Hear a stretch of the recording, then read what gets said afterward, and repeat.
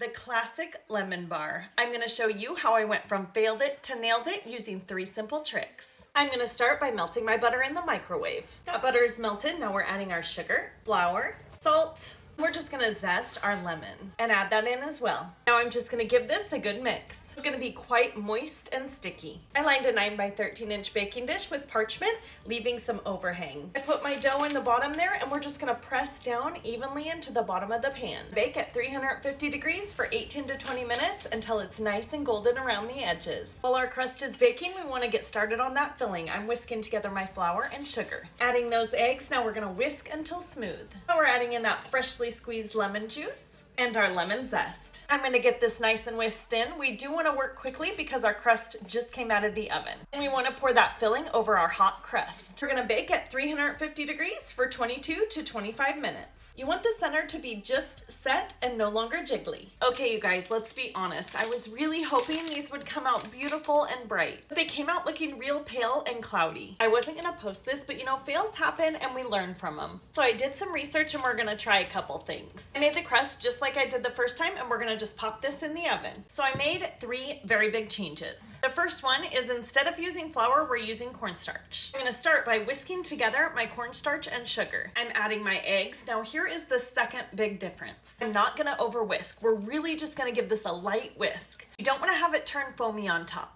We're adding that freshly squeezed lemon juice and we're going to lightly whisk again. Now here's the third big change. We're going to run this through a fine mesh strainer. Now we're going to stir in that lemon zest. I am noticing it's still foamy. So after researching, it said you can tap it on the counter a little bit and worst comes to worst, kind of skim off the top foam with the spoon. I ended up just skimming most of that foam off the top. There is still a little bit, but I think it's going to be okay. I want to make sure to get it in this crust while it's still hot. This looks much better already. Now we're going to bake for 20 to 23 minutes. Hey you guys, this is way better, but still foamy. So I need my experienced cooks out there. How do you make the tops of these lemon bars super smooth and bright yellow? I stuck both my lemon bars in the fridge overnight, and that second one really did turn that beautiful yellow color. This is day 4 of my 10 days of Easter recipe series, and I can't wait to show you what's next. Cheers!